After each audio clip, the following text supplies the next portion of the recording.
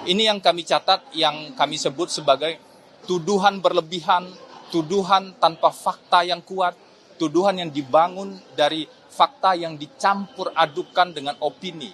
Kami mencatat banyak sekali persoalan dalam proses ataupun isi dakwaan tadi, tapi secara profesional izinkan kami menyampaikan juga kami menghargai pelaksanaan tugas yang dilakukan oleh JPU KPK tadi. Makanya kami mendengar dakwaan dan kita semua menyimak dengan baik.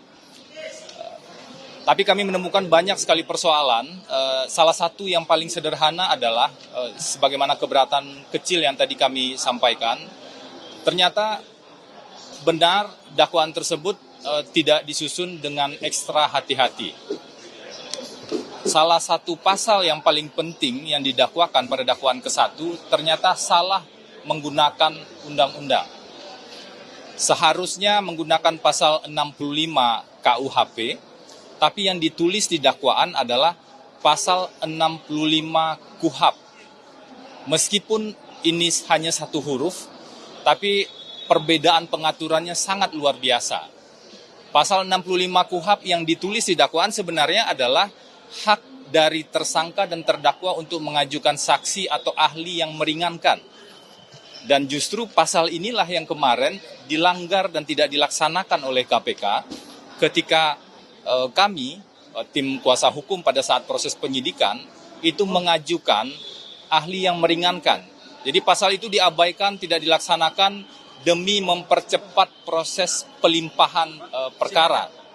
Nah sekarang justru pasal itu yang salah tulis begitu. Nah itu catatan kami tentu saja yang pertama. Dan yang kedua, kami menemukan inkonsistensi. Jadi teman-teman semua, dalam perkara ini ada 3 dakwaan sebenarnya. 1, dakwaan terhadap Wahyu Setiawan dan Agustiani Tio, itu perkaranya digabung. Yang kedua, dakwaan terhadap Saiful Bahri. Dan yang ketiga, dakwaan terhadap Hasto Kristianto. Karena ini satu perkara, harusnya dakwaannya konsisten dan sama. Tetapi yang kami temukan ada perubahan. Jadi ada peristiwa di sekitar tanggal 17 Desember atau 19 Desember tahun 2019, itu yang berubah. Apakah itu sengaja atau tidak sengaja, yaitu terkait dengan sumber dana 400 juta. Pada dakwaan Wahyu Setiawan, ini dakwaan juga yang membuat lembaga yang sama ya, juga KPK yang sama. Pada dakwaan KPK untuk Wahyu Setiawan, 400 juta itu diberikan oleh Harun Masiku pada Saiful Bahri. Bunyi dakwaannya seperti itu. Sedangkan pada dakwaan tadi kita dengar, itu diubah. Diubah sedemikian rupa sehingga seolah-olah 400 juta itu berasal dari Pak Hasto. Bagaimana mungkin KPK yang sama, lembaga yang sama membuat 2 dakwaan dengan fakta uraian yang bertolak belakang? Apakah sedemikian rupa mengubah dakwaan hanya untuk menjerat Hasto Kristianto? Tentu itu yang menjadi pertanyaan kami. Karena ini kan satu perkara secara keseluruhan. Selain itu tentu saja banyak perbandingan-perbandingan dengan putusan yang sudah berkekuatan hukum tetap yang juga kami catat tadi. Contoh paling sederhana adalah ketika ada uraian dakwaan yang seolah-olah Pak Hasto memerintahkan Nur Hasan untuk menghubungi Harun Masiku untuk menenggelamkan handphone.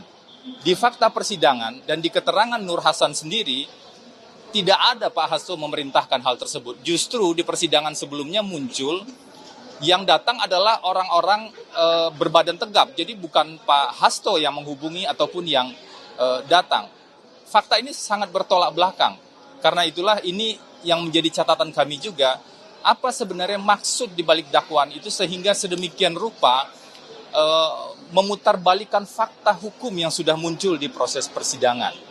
Selain itu yang juga menjadi catatan kami, pasal 21 ini kan obstruction of justice yang ranahnya mulai dari penyidikan, penuntutan, dan persidangan. Tetapi tadi ada peristiwa sebelum sprindik terbit, sebelum penyidikan dimulai, itu sudah dikategorikan sebagai obstruction of justice. Jadi ada tafsir yang salah kaprah terhadap pasal 21 Undang-Undang Tipikor ini.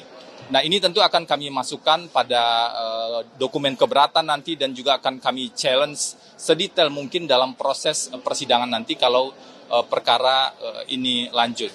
Dan kemudian juga terkait dengan perintah pada Kusnadi, seolah-olah ada perintah pada Kusnadi untuk menenggelamkan handphone.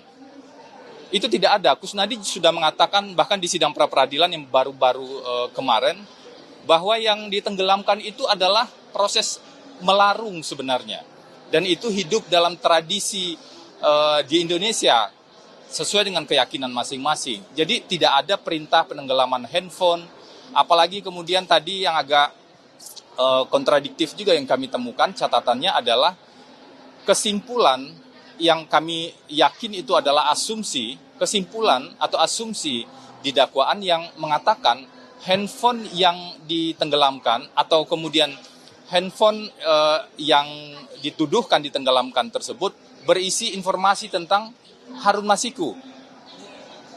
Handphonenya saja tidak ketemu kalau konsisten dengan logika KPK ya. Handphonenya saja tidak ketemu. Bagaimana mungkin bisa diklaim di dalam handphone tersebut ada informasi tentang Harun Masiku? Jadi kita betul-betul harus detail, harus cermat, dan ada banyak lagi catatan yang lain yang juga kami perhatikan. Misalnya, ketika seseorang memegang handphone, misalnya Pak Hasto, dia punya handphone kemudian dititipkan atau pihak lain yang punya handphone dan kemudian handphone tersebut digunakan, itu masih hak azazi dari masing-masing untuk menggunakan handphone tersebut. Bagaimana mungkin penggunaan sebuah benda yang merupakan hak azazi itu dikategorikan sebagai obstruction of justice? Ini yang kami catat, yang kami sebut sebagai tuduhan berlebihan, tuduhan tanpa fakta yang kuat, tuduhan yang dibangun dari fakta yang dicampur adukan dengan opini. Nah, ini bahaya sekali dalam proses penegakan hukum kita. Mungkin itu dulu catatan dari saya, Bang Magdir, silakan menambahkan. Seharusnya tidak bisa kita tolerir. Kemudian yang kedua yang saya ingin sampaikan terkait dengan penetapan Mas Hasto ini juga sebagai tersangka. Tadi sudah disampaikan oleh Febri mengenai salah satu fakta di dalam dakwaan, yaitu adalah terkait dengan obstruction of justice. Ya, saudara-saudara, kalau kita mau lihat secara jernih, ya, perkara ini yang pertama disangkakan dan didakwakan kepada Mas Hasto itu adalah obstruction of justice. Ya. Tapi faktanya ini yang kita bisa perdebatkan. Yang pertama, fakta yang dianggap ada itu berasal dari penyidikan tahun 2020. Ya. Fakta yang kedua adalah hasil pemeriksaan terakhir ini, termasuk diantaranya adalah penyidikan tahun 2024. Artinya ini saya nggak kebayang bagaimana mereka mengumpulkan bukti dalam waktu sekian lama. Seolah-olah bukti itu disimpan dulu, mungkin ada apa ya? Kalau saya ingat dulu anak-anak masih menonton Doraemon, sepertinya ada kantong ajaib yang mereka gunakan untuk menyimpan bukti-bukti ini. Ya. Saya kira ini sesuatu yang kita sayangkan. Kemudian yang ketiga, saya kira ini yang kita lihat sekuens waktu penetapan tersangkanya Mas Hasto. Ya. Pada tanggal 16 Desember diumumkan pemberhentian atau pemecatan terhadap mantan Presiden Joko Widodo, Wakil Presiden Gibran Rakabuming Raka, dan yang ketiga adalah Bobi Nasution, Gubernur Sumatera Utara, yang dinyatakan diberhentikan atau dipecat dari PDIP. Kemudian, catatan saya yang lain, pada tanggal 18 Desember, ada laporan pengembangan perkara. Ya. Kemudian, tanggal 20 Desember, pimpinan KPK dilantik. Pada hari yang sama, tanggal 20 Desember itu juga, menurut catatan dan informasi yang kami terima, dilakukan gelar perkara. Kemudian tanggal 23, Mas Hasto itu ditetapkan sebagai tersangka, dan kemudian tanggal 24 diumumkan sebagai tersangka. apa yang saya mau sampaikan adalah urutan waktu ini tadi, ya, ini mengesankan bahwa penetapan tersangka ini adalah pesanan. Ya. Inilah makanya disebut kemarin itu oleh beberapa teman, penetapan tersangka ini adalah penetapan tersangka dalam perkara politik. Ya. Sehingga Mas Hasto dikatakan oleh teman-teman PDIP sebagai tahanan politik. Jadi saya kira, ya, mari kita cermati ini. Yang kita tidak inginkan sebenarnya adalah lembaga independen seperti KPK ini digunakan untuk kepentingan politik. Ya. Saya bisa mempertanggungjawabkan apa yang saya sampaikan ini karena mulai dari pemilihan pansel untuk pimpinan KPK ini, ketika itu sudah ada pengumuman KPU tentang presiden terpilih. Ya. Dan sebelum itu sudah ada 2 keputusan Mahkamah Konstitusi yang mengatakan pemilihan dan pembentukan pansel itu harus dilakukan oleh presiden terpilih dari hasil pemilihan presiden 2024-2029. Nah, tetapi ini dilanggar oleh Joko Widodo sebagai presiden ketika itu. Dia bentuk pansel, dia kirimkan hasil dari pansel ini ke DPR. Apa yang saya mau katakan? Ini adalah kemudian dia juga yang kemudian sesudah itu kan terpilih sejumlah orang yang dicalonkan hasil dari pansel ini. Kami melihat bahwa ini semua adalah satu upaya, satu kegiatan, rangkaian kegiatan yang memang disiapkan oleh Presiden Joko Widodo ketika itu agar supaya dia terlindungi dari masalah-masalah hukum.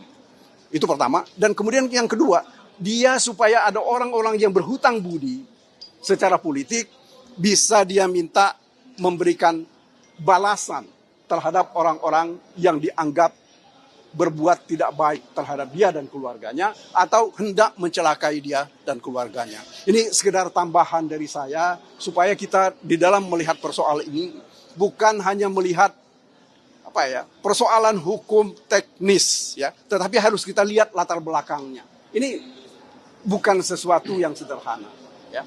Karena bagaimanapun juga kita bisa lihat sekarang, kita bisa buktikan di dalam begitu banyak catatan dan tulisan bahwa Joko Widodo sedang membangun dinasti. Nah, nampaknya ketika dinasti yang sedang dibangun ini tidak boleh diganggu, maka para pengganggu itu harus diperkarakan. Salah satu pengganggu itu adalah Hasto Kristianto. Orang yang sangat vokal terhadap kegiatan-kegiatan mantan Presiden Jokowi sejak tahun 2023. Ya. Saya kira itu dari Pak, saya. terkait barusan Anda katakan orang-orang yang Hasto dikriminalisasi oleh orang-orang yang dianggap sebagai pengganggu. Tadi juga sebelum memulai sidang, Pak Hasto sempat membacakan pesan tertulisnya. Intinya, resumnya adalah dia dikriminalisasi hukum, secara hukum, dan dia tahanan politik. Ada tanggapan soal itu, Pak? Kapan dia mulai menulis dan siapkan? Saya kira begini, beberapa waktu yang lalu, ya, dia itu sudah dihubungi oleh sejumlah orang, merupakan petinggi dari lembaga tertentu. Ya. Permintaannya cuma satu, Mas Hasto itu mengundurkan diri dari kedudukan sebagai sekjen. Makanya ini yang dianggap kedudukan sebagai sekjen inilah yang dianggap, ya, menjadi halangan, ya, terhadap orang-orang tertentu untuk melakukan kegiatan-kegiatan di dalam partai. Nah, apa yang dikatakan oleh orang ini, kalau Mas Hasto tidak mengundurkan diri dalam waktu 1 kali 24 jam, maka dia akan jadi tersangka. Ya. Ini saya kira Mas Hasto menyampaikan ini kepada kami bukan untuk berbohong. Saya ingat kemarin juga Deddy Sitorus juga mengungkapkan hal yang sama.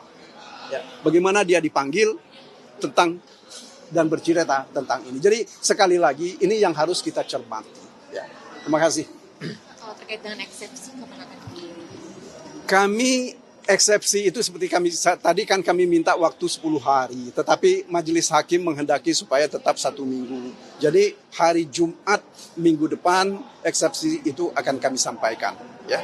Makasih ya semuanya. Surat yang dibacakan Hasto tadi ditulisnya pagi ini atau sehari sebelumnya, Pak? dia sudah beberapa hari dia menulis. Ya dia banyak sekali berpikir dan banyak sekali melakukan analisis terhadap kejadian-kejadian di luar. Tentu saja dengan merefleksikan apa yang dia alami selama ini. Ya, oke, makasih ya semuanya. Pak Mangga, terima kasih.